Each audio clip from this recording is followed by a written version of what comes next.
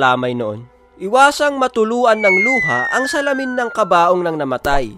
Mahihirapan daw umakyat sa pangalawang buhay ang espiritu ng patay. So ayun, saluhin na lang natin guys yung luha natin kapag iyak tayo sa lamay. Or magdala tayo ng panyo, di ba? Kung walang panyo, layo na lang tayo sa kabaong para syempre baka yung pamilya ng namatay naniniwala sa pamahiin. Baka ikaw pasisihin kung bakit mahihirapan umakyat yung espiritu ng patay. Bawal matulog ang lahat sa pinaglalamayan. Dapat laging merong gising na nakabantay dahil baka kukunin ng aswang ang patay kung walang nagbabantay. Kaya pala may kape sa lamay para hindi tayo makatulog. Pero ngayon ko lang narinig to ha, may ganto pala, nangunguha pala mga aswang ng patay na. Pwede kaya yun? Magsabit ng bawang sa lamay kung may gantong pamahiin. Kasi 'di ba, takot yung mga aswang sa bawang. Ang barya na abuloy para sa patay ay bawal ibuhos mula sa lalagyan at bawal din magingay sa pinaglalagyan.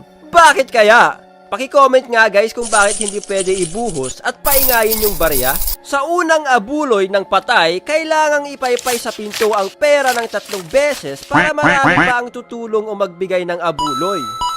Paano kung barya yung unang abuloy? Pwede kayang paingayin yun? Takpan ng tela ang salamin ng bahay habang dito nakaburol para hindi magpakita ang namatay. Sheesh! Eto pa naman yung mga napapanood ko sa mga horror movies na mga nagpapakita sa salamin. Dahil sa mga ganito napapabilis yung paghilamos mo sa harap ng salamin kasi baka pagmulat mo may mukha sa salamin.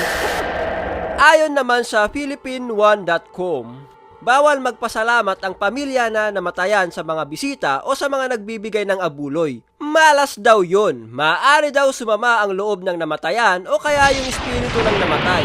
Dahil iisipin niya na ikinatuwa mo ang nangyari sa kanya. Pero ano din naman kaya iisipin ng mga nagbigay ng abuloy na hindi nila alam yung gantong pamahiin?